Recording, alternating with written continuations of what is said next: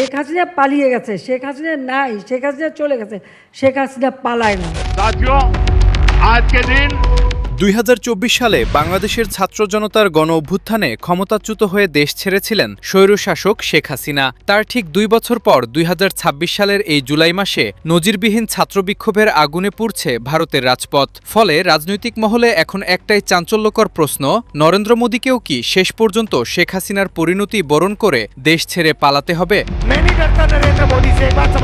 আসলে ভারতের এই ছাত্র আন্দোলনের সূত্রপাত হয়েছিল মূলত ভয়াবহ বেকারত্ব এবং নিট পরীক্ষা সহ একাধিক পাবলিক পরীক্ষার প্রশ্ন ফাঁসের কারণে। প্রায় ২০ লাখ শিক্ষার্থীর ভবিষ্যৎ যখন অনিশ্চিত, তখন এক শুনানিতে প্রধান বিচারপতি বেকার তরুণদের তেলাপোকা বলে কটাক্ষ করেন। এই অপমানজনক মন্তব্যের জেরে ছাত্রনেতা অভিজিৎ দীপকের নেতৃত্বে জন্ম নেয় ককরোচ জনতা পার্টি, যা ইনস্টাগ্রামে ২ কোটির বেশি অনুসারী নিয়ে দাবানলের মতো ছড়িয়ে পড়েছে।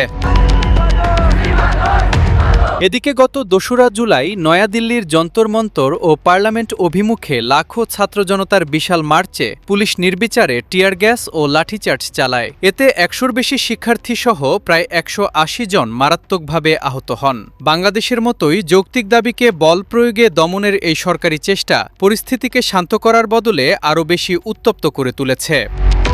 অপরদিকে এই পুলিশি হামলার তীব্র প্রতিক্রিয়া জানিয়ে রাহুল গান্ধী সহ বিরোধী দলগুলো শিক্ষার্থীদের সাথে একাত্মতা প্রকাশ করে পার্লামেন্ট সম্পূর্ণ অচল করে দিয়েছে। তবে রাজনৈতিক বিশ্লেষকরা বলছেন, ভারতের সেনাবাহিনী ঐতিহাসিকভাবে অরাজনৈতিক এবং মোদী সরকার একটি দুর্বল জোট সরকার হওয়ায় তাকে হয়তো দেশ ছেড়ে পালাতে হবে না। পরিস্থিতি নিয়ন্ত্রণের বাইরে গেলে মিত্রদের সমর্থন হারিয়ে তাকে হয়তো কেবল সাংবিধানিকভাবে পদত্যাগ করতে হতে পারে। আন্তর্জাতিক গণমাধ্যমের মতে ভারতের এই বিক্ষুব্ধ ছাত্র সমাজ কোনোভাবেই আর পিছু হটতে রাজি নয়। মোদী হয়তো দেশ ছাড়বেন না, কিন্তু এই গণ আন্দোলন ভারতের রাজনীতিতে এক যুগান্তকারী পরিবর্তন আনার স্পষ্ট ইঙ্গিত দিচ্ছে। তরুণ প্রজন্মের পুঞ্জীভূত ক্ষোভকে অবজ্ঞা করার চরম মূল্য কি তবে এবার মোদী সরকারকেও চোকাতে হবে?